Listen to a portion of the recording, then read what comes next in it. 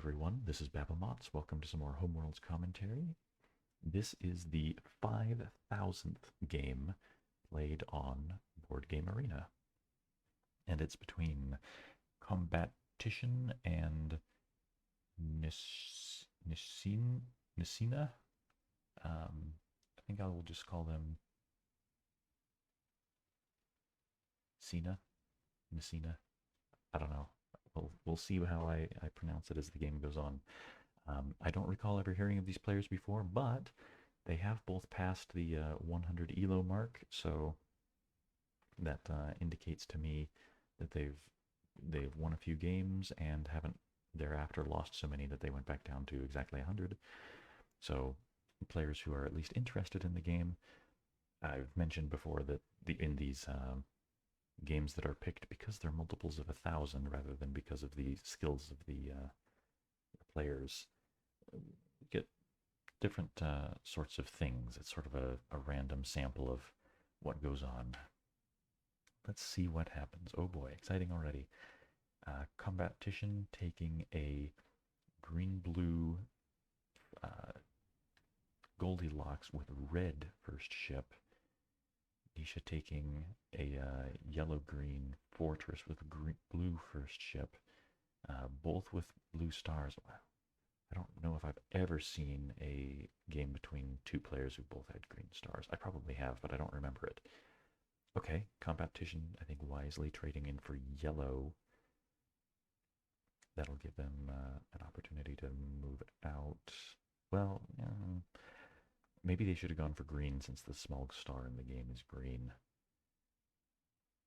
I'm going to say green is really the color they should be going after first, but both players are getting the fourth color. So their homeworlds each have all of the colors available. That's not a bad principle, at least, to go off of. Let's see if they trade to something else or if they start moving out. Combatican moving out. A red ship at a green star is Gilligan. Can't really go anywhere or do anything from there. Nisha's blue at blue is a little better. It can at least trade for green and then start developing into something else. Combatican now taking up some of the last of the yellow. Nisha, if they don't get into yellow now, might feel a little stuck later. Nisha, okay, making a Pandora into a strong colony, I think. Green can trade and diversify. Combatican. Now at least that red's not stranded, and they've spread out their yellows. They'll be able to diversify some more. Nisha's taking the last of the small greens. So if Nisha keeps pressing this issue hard enough, Combatican is only going to get greens by trading their mothership. Combatican, though, opened up the medium reds. Nisha's going to take that instead of the medium green. I think the medium green's a better idea since it puts more pressure on Combatican. Combatican builds the medium red here in the colony where they don't have access to blue, so they won't be able to trade that red for green. Here, I think Nisha's going to need to build, well, this being a game between somewhat inexperienced players, apparently, anything can happen. But if these were strong players, I would say Combatican is going to want to invade that colony on their next turn because Pandora doesn't have a medium ship. So Nisha really should build the green for both the defensive reasons and to take advantage of their head start in the greens, close to starting to build the larges. But Nisha could also defend the colony by moving in the medium red. Let's see what they pick. Build the green. Oh, that's great. Okay, Nisha now can't invade so easily. Continuing to build yellow. Yeah, that cuts Nisha out of the small yellows. Nisha, though, having obtained a medium green in a blue system, could easily trade that for the yellow. They do. Yep, I think that's a great move. Okay, Combatition spreading out the yellows, preparing to build even more of them. Nisha, so what I'm wondering is, does Nisha fall for it? Do they start pursuing yellows as well? Which wouldn't be so bad, but I think Nisha's better bet is build the green, spread the greens out, go for the larges, totally cut Combatition out of the greens. Nisha will have factories to build the yellows and other colors faster. Spreading out the red.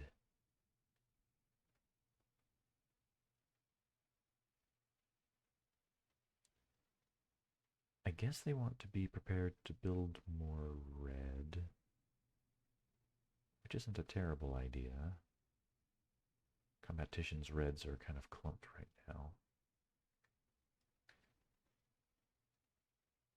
Yeah, so Nisha takes the last medium. Combatition didn't spread out and prepare for this. So now Combatition should be on the economic defensive, trying to prevent Nisha from getting the larges. So Combatition probably going to, well, yeah, trade the little red for something that will give, well, I guess it would have to be a blue. Combatition can prevent the R3 build and give themselves more room to build red if Nisha opens up the larges again. Okay, or they could go the other route, just open up the large yellows. Nisha has their pick now between large red and large yellow, but then Combatition gets a large yellow for sure if they want it. Okay, managing to keep it even that way. Not bad. I think this is a reasonably good game to learn from. Good job, guys. Oops, that was a pass. Combatition built the Y3, and then Nisha built an R3 on their previous turn, but they just ended their turn without doing anything. BGA gives you a warning. Oh, Combatition gave it back to him. They passed. Okay, well, very nice. Yeah. And darn it, what did I make? nsinha. Gosh, I've been calling them something all game, and now I can't remember how I've been pronouncing that name. Ensign? Okay, now they're Ensign, whatever I was calling them before. nsinha. Okay. Takes the Y3, Combatition, spreading out the reds. Yeah, so Combatition is ready to build that R3 now, but nsinha's not. nsinha's got some choices. They could trade a red to block the build. They could discover the R3 as a star. Or they might even try invading the Hyperion colony here. If they invade with a Y3, it gets overpopulated fairly cheaply. I think discovering it as a star was probably the, well, or, trading. They could have traded R2 for G2 and been prepared to build larges next turn. Would have been interesting. But they didn't discover the star or block with a trade, so Combatition gets the R3.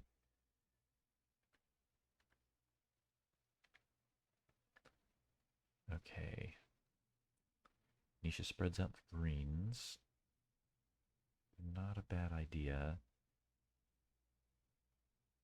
So interestingly, Combatition only has access to blue at their homeworld. So if Combatition wants to trade in for green, they're going to have a green ship, at least for one turn, a green ship matching their green star. Of course, they could go and discover a blue star someplace else. But if Combatition were to trade any of these ships for green, Nisha could sacrifice Y3, move 2 greens into Combatition's home, destroy the star, as well as the green ship they just traded for. So they'd be down a star. Combatition trading red for blue. I I don't like going for blue so much here. Well, I mean, you got to get blue sometime, but green is where Nisha's really gonna take off in a minute. Yeah, here comes Combatican. Really too late for. Okay, and if they wanted green, if they wanted that blue ship just so they could get the green, they could have sacrificed it here. I don't think. Have we seen a sacrifice yet? I don't think we've seen a sacrifice yet. Is this another one of those games where the players don't know about sacrifice? We had a pretty good one a while ago. If you just cut sacrifice out of the rules entirely, the that game a few weeks ago was pretty interesting. It was a fairly solid win without sacrifices. Okay, but Combatican could have sacrificed the B1 to trade for a G3, or yeah, I guess that was the other option. But they're doing it the slow way. They moved it into the system, and now on the next turn they get to trade for it. Nisha building the G3 solid. No reason not to. I would do it in this colony. I wouldn't do it in Pandora. Krypton's the one that needs defending. If Combatican were to come in with the R3, Nisha would wish they had a large in Krypton. Yeah, that's good. Except if these guys don't know about sacrifice, then they should be saying, oh, well, how's Krypton going to defend itself if there isn't a red right there in the system? Okay, Combatican. Oh no, they didn't have trading for green in mind. They just wanted to build more blue, I suppose. Nisha now gets the last of the green. Yeah, so if Nisha knew about sacrifices and factories in particular, rather than simply building that G3, they should sacrifice the G3, rebuild that G3. For second build action, build the G3 here, and then use the third build action to build a B2 back at home. Looks like that's not something they know about. Spreading out the blues. Okay, competing for blues now. Maybe they had a gentleman's agreement to empty the bank before they had any conflict. Okay, there it is. They've emptied the bank. Nisha's got a nice investment. If Nisha were to spread out the blue, then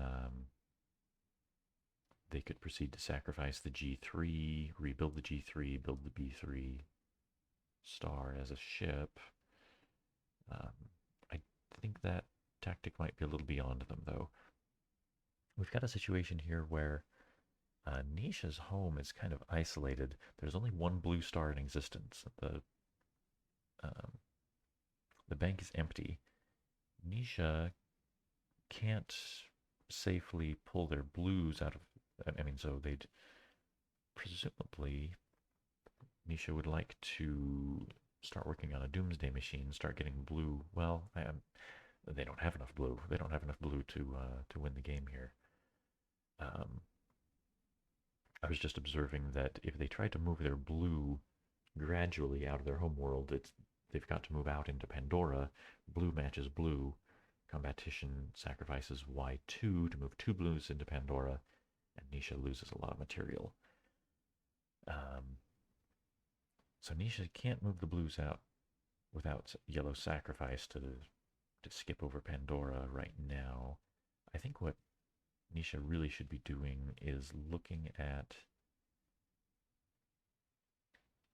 Nisha. That's not really what it looks like in nsinha.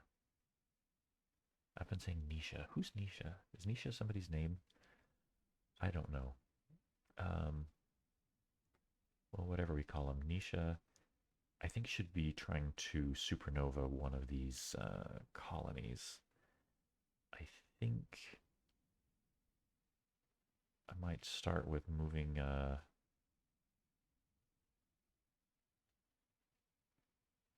Well, maybe I'd do it all at once. Sacrifice the Y3 to move 3 get greens into Hyperion. Or maybe just move 1 green into... Yeah, I think I'd do that. Start with moving the small green into Hyperion. And that should send Combatican into a frenzy of moving ships out.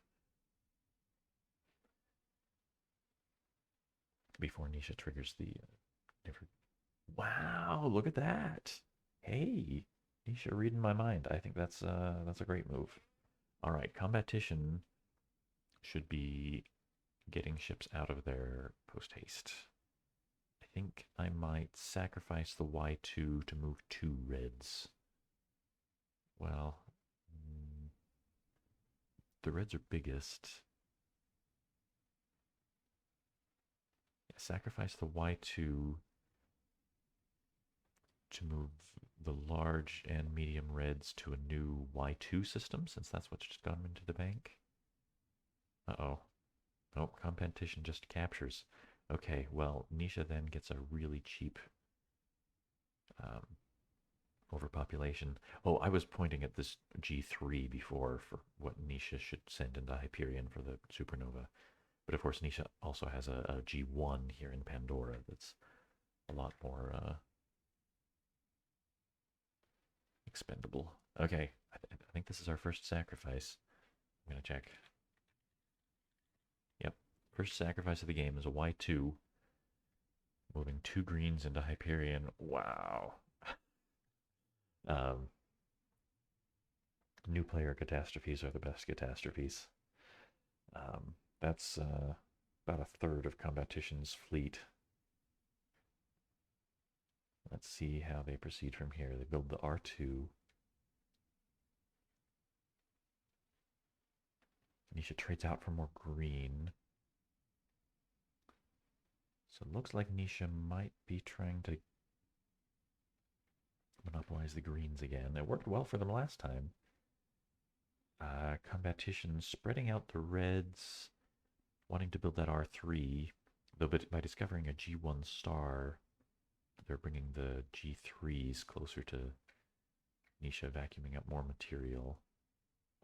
Nisha really doesn't need to spread out the greens there. There's very little risk of Combatition beating them to the G3 here. Combatition picks up the R3. Nisha didn't block it. Nisha spreads out the red. What are they worried about here? Maybe they want access to the medium yellows. So they discovered a Y1 star. It also makes their homeworld a little more defensible, as there are only 2 smalls left in the bank now. Combatition, though, now does have control of a small star. Maybe they'll be able to get into Nisha's homeworld that way. Spreading out the yellows, I think, is good. Nisha picking up the last little green opens up the G3s. Yeah, Combatition taking advantage of the Y2s being open. Okay. Nisha now recognizing the factory, sacrificing the G3 to rebuild it, picking up the Y2 and the other G3. Great. Nisha's starting to get a lot of material here. Combatition doesn't have enough blue to supernova yet, but that could change. And Combatition is kind of got the same problem they had before. Too much material at a green star. Nisha might pull the same trick. Uh-oh. Trading that green for a blue, that puts Nisha into overpopulation range. Combatition, I think Nisha would still be ahead, but Combatition could sacrifice the Y3, move both blues into Pandora, and blow up a lot of Nisha's fleet. Nisha would still be up 4 larges to 2, but it would be a lot of progress for Combatition here. Combatition just taking the blue build. And Nisha safely putting 3 greens together because Combatition has no green. All right, they've again emptied the bank before before doing anything else.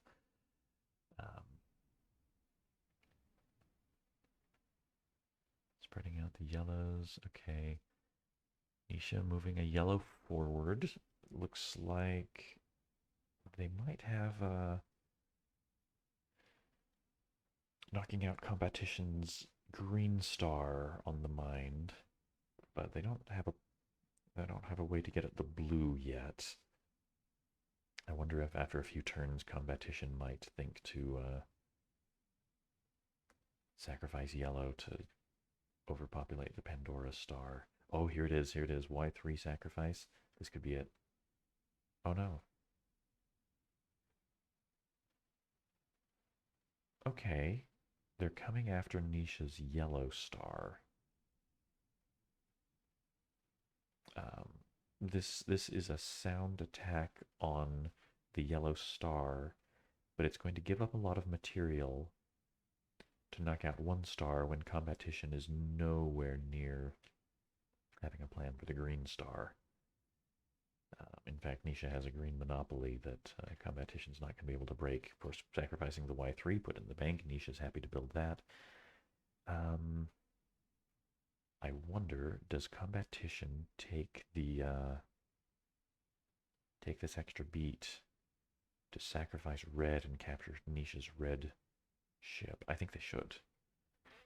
Sacrifice the little red at home to take that. That would cause Nisha some complications. Nisha would have to sacrifice red to take things back. They'd be down, take up a red ship. Anyway, but they didn't do it. They just went for the yellow overpopulation, and I think that's effectively the nail in the coffin for Combatition. They were down so much material, and they just gave up a bunch more. Nisha, there are certainly ways for Nisha to mess up. There always are. But as long as Nisha doesn't give up their green ships, Combatition will never knock out Nisha's green star. Nisha's got a factory. There's no way that Combatition should be able to compete for the yellows that are in the bank now. Just good things all over. Nisha just building one yellow.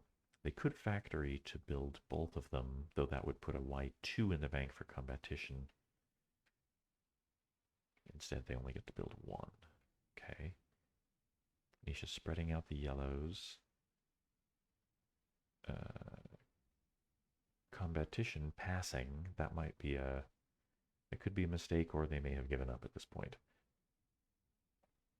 Nisha spreading out the yellow. Combatition pass. Oh, did this position has occurred 2 times, really? But Nisha moved in between. Nisha moved. Oh, Nisha moved back and forth and Combatition passed in between. Oh, what is going on here?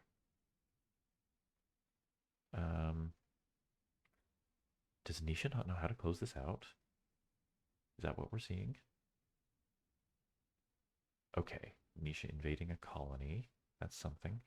Sacrificing the blue for some yellow. All right. That's a small sign of life. Nisha gets to take the other red. Combatition spreading out. Nisha building. This should be ending pretty quickly and easily.